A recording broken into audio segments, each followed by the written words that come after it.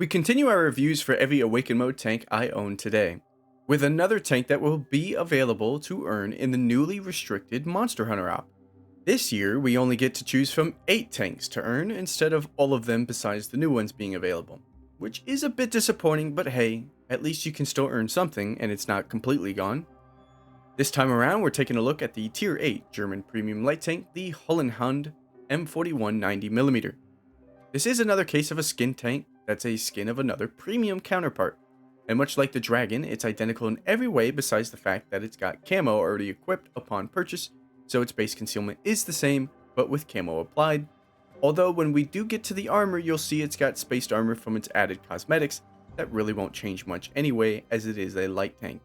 But first, we always take a look at the gun. And as expected with a name like M41 90mm, it's a 90mm gun. It deals a nice 240 alpha damage every 6.4 seconds, giving it a base DPM value of 2251. That DPM puts it among the highest, with the only other tanks higher being other variants of the Bulldog, with the T41E1 and the M41D. This is great for this tank, and with its caliber, it doesn't suffer in penetration either. With 182mm of standard AP penetration that flies at 830 shell speed, it's pretty average for its grouping, but its premium heat shell has a good 250mm of penetration with the same 830 shell speed. For a light tank, these penetration values are good, despite them being similar to something like that of a T34-3. But again, this is a light tank.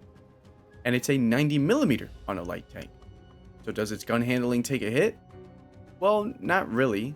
Its accuracy is 0.38, which is one of the lower end of accuracies in its grouping, but it's not as bad as it could be. And it didn't feel too bad in-game because of its fast 1.8 seconds of aim time and decent accuracy during rotations. Being an American Bulldog, it does get good depression, but because it's a bigger mounted gun on the same turret, it does lose some, so instead of having 10 degrees, it only has 8 degrees of gun depression, which is still wonderful. Having gun depression allows you to play in so many different positions and be able to hit your targets. It's really always a nice thing to have. We could sit here and nitpick the differences between the other 3 German 90mm light tanks, but honestly they're all pretty good. I'd say it's better than the Hawk 30, it's arguable against the Hawk 12, and the Hot Wheel tanks get an autoloader to set them apart in power. We'll quickly go over the armor before getting into the important things for a light tank, because of course armor is less important than its speed and spotting capabilities, and as I mentioned earlier, this tank does have a slightly different armor profile to that of the regular M41 90mm. It's got spaced armor spikes on its gun and top plate, as well as horns on the top of the turret. The skin portion on top of the tank is 30mm of spaced armor and provides the most armor benefit to the tank. It's of course not something to rely on, but it can bounce shells for you that otherwise would go in. But otherwise, it's what you expect for a light tank with easily pennable armor. You do have 1100 HP, which is a nice chunk of HP to play with, but it's not alone in that regard, as there's many other lights with a decent 1100 or even more chunk of HP. Not to mention the Tech Tree American Bulldog just got buffed this season to 1200 HP, and none of the other Bulldog variants got that same treatment. But on to the important things. We have a good top speed of 72.4 kilometers an hour, which is the fastest top speed for its tier of light tanks alongside that of the Brazilian Bulldog. While it may go faster than others like the Tech Tree Bulldog itself, it doesn't have as much horsepower as those, since it has 680 horsepower. This gives it a power to weight ratio of 28.94.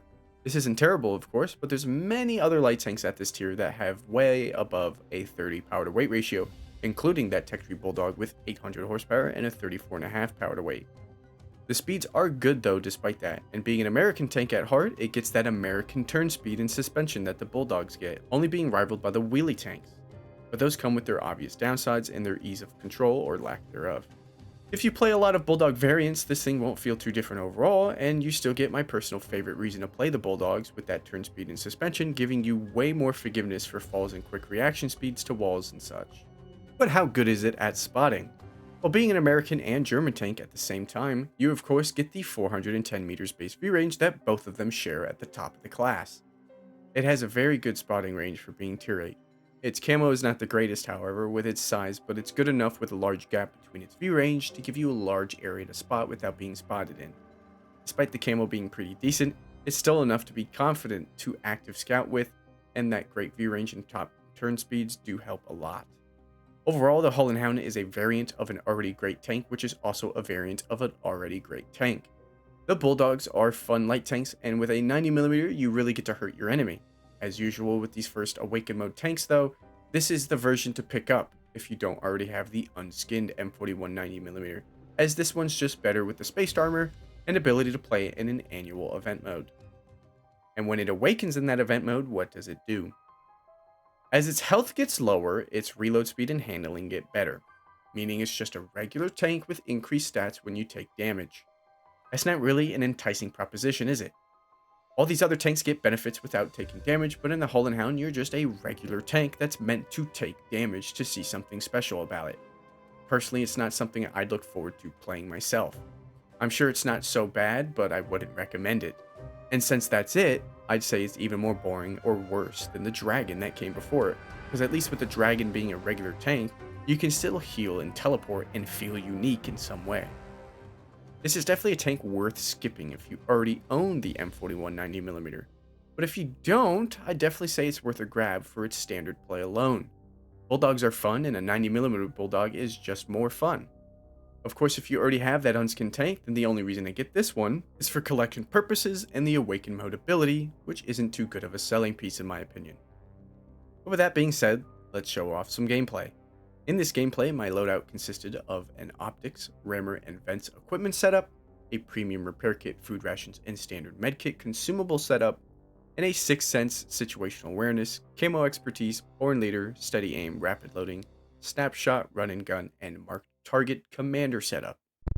And the gameplay I have for you today is on Corellia in a bottom tier matchup. And I'm probably misremembering, but if I'm not, then I believe this was actually my first game in this tank, which was very nice for me because, well, I had a lot of Halloween tanks to play, right? And with some of them being really boring, like a few we've gone over already, this one, I'm kind of happy was a really good tank. Like, I think the Bulldogs are fantastic vehicles, and with a 90mm, I mean, how could you hate it, right? With its differences, there are reasons to pick other ones, especially like the M41D, with its really quick firing, better DPM gun, and very accurate on the move too, right? This thing, because it's a 90mm, I'm gonna not hit as many shots on the move as I would with an M41D or even the Tech Tree 170 alpha damage Bulldog. But we're still gonna have a fantastic game, and I can't give you any reasons not to pick up a Bulldog variant. Except for, of course, like I've said previously, that if you already have the unskinned, then there is no reason to get this one. I'm not gonna get any block damage because of my, spaced armor. But this Tiger 2, we're bottom tier. What's he doing out in the open, I'm trying to just get a track off at this point. There is one thing that I do differently when trying to get a good gameplay versus trying to mark. And that is, you can see I'm trying to track him, right? But the idea of wanting to spot for marking is better. If I get some track damage, right? That assisted damage I'm getting, if I get more spotting damage than tracking damage, all that tracking damage doesn't matter when you're marking, because it only takes the higher of your two assisted values, which is always something I found very weird. But because in this game here, I'm particularly going for a high base XP game, well, I'm going to try and track the Tiger 2 and get some track damage out of it, because I know I'm going to get more spotting this game if I just play forward. Now, first things first, I do know my other light tanks in the top left, and they've kind of made a push. So what do I want to do? I want to go into the middle and kind of spot their ridge and middle area where perfectly this LTTB is. Now, hopefully with this quick reload, I can finish him off, and I do. We almost missed that by aiming too far to the right when he turned left, but luckily, either with client-side help or RNG, we do hit the shot and get rid of him. So now I can play in the middle. The reason I wanted to come over here and spot is because, well, they're brawling over there, so I'm not going to get any spotting damage out of it. If there's anything in the middle here, though, for, say, my artillery to hit, or one of the heavies on the left looking down, or the tank destroyers to my right that are now on the ridge want to, they can shoot things I spot. But since I have no team really set up to do that, I'm just going to take my pot shots and try my best to get damage myself with this pretty accurate and very good 90mm. Of course, there's a T114 bat that's going to take over the light tank role since the other one is dead. But I was worried here that we would not come out on top. But obviously, since this is what I'm showing you, it's not even a spoiler to say we beat this bat. He does hit 2 into us, and we are missing a few shots, but here we go. We're starting to hit more, and hopefully, we get even more damage out of him. I checked to see where I was real quick, so I didn't run into no rock. That's 1 shell from him. Make sure you count. He's got 3. That's 2. Keep that turn. Keep that turn. You never want to go straight away from someone. So you want to make him lead, because if he can just auto lock you while you're going a straightaway, that's an easy shot for him, right? Always make them lead. That track was nice. It screwed up his aim. I went straight for a little bit. Luckily, he didn't shoot, but that's because I wanted to dodge this rock. That was his 3rd. Unless he sat there and reloaded, and that was only 2, then he should be on reload, and he is almost dead. Unfortunately, though, there's now a tank destroyer behind me. So I'm kind of in a pickle. But because of this bat, and wow, what a sad shot that one was. Because of this bat, we are now at 3,600 damage, and while doing that and running around in circles, we've also gotten up to 1,500 assisted damage, most of that spotting, up to 2,100 now. And this guy is turned around. We take the pot shot, and luckily he is, but now we get the kill on him. We're already near 4,000 damage, and the game's not over.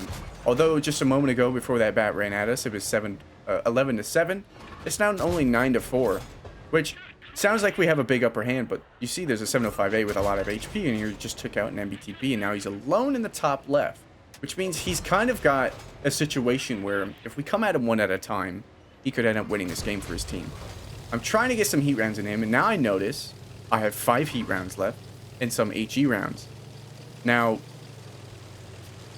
I am going to make use of that HE against artillery, I would hope, but with 5 heat rounds, I ran through that AP really quickly. And that just goes to show how much DPM this tank has, right? I don't think it's got too low of an ammo count, and I could check right now, but here we are with the HE against the GWE100, which still has so much HP that despite changing my alpha from 240 to somewhere in the 300s, it's still going to take a lot to rip him apart. But he does allow us to get up to 4,600 damage. And there's still 3 tanks alive for me to either get damage myself with or to spot for. Unfortunately, one of them did die, with the Bison getting killed by a tier 10 shit barn. Sad to see.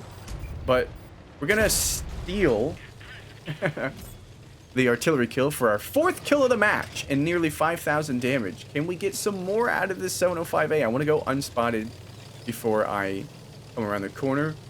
And now I obviously have the heat loaded because I want to go through that lower plate. 250mm of heat's pretty good, and I should be able to go through his lower plate. And like I said, with this I believe to be my first game of the tank, it was a good one, isn't it? Already a good one. We did get rushed by a bat. We almost died there. He did shoot, so that means we can poke, and now we're at to 3,000 damage because of that artillery splash. I'm too afraid that he reloaded in time, so I'm not going to poke that. Instead, I'm just going to hopefully get some more artillery damage since we do have 2 of them. But no, none of them do. He fired. Can I get a shot off? I can't see his lower plate, and the poo barn rips him up. But that was a good game. 3,000 assisted damage, 4,700. A lot of that like a third of that coming from the bat rushing me, and we still came out on top with 2361 base XP in a bottom tier matchup. Very good. I mean, Bulldogs are just amazing vehicles. They are, even though they're big and easy to hit, when I fight them, right, like seeing a Bulldog, I'm like, you're big, you're easy. You still have great turn speeds, top speeds, and it's all about that gun, though. And you have good view range, too. It's all about that gun and view range. You may not have the greatest camo, you may not have the smallest size, but you are a great active scout in Bulldogs. And you can, of course, passive scout if the situation calls for it, if you have the bushes for it, if you have the right map positioning for it. But these are just amazing active scouts, and they always have been. Of course, the reason to pick this up is for its 90mm. If you already have the unskinned, like I've previously stated, can't hammer this home enough, do not pick this tank up. Its awaken mode ability is not that special, and if you already have the unskinned, then you already have this tank. If you're a collector, though, go right ahead. It is available in the Monster Hunter app, so if you have all the other ones, you can, of course, choose this one. That's it for the Bulldog, though. Thank you for watching, and I'll see you in the next one. Take care.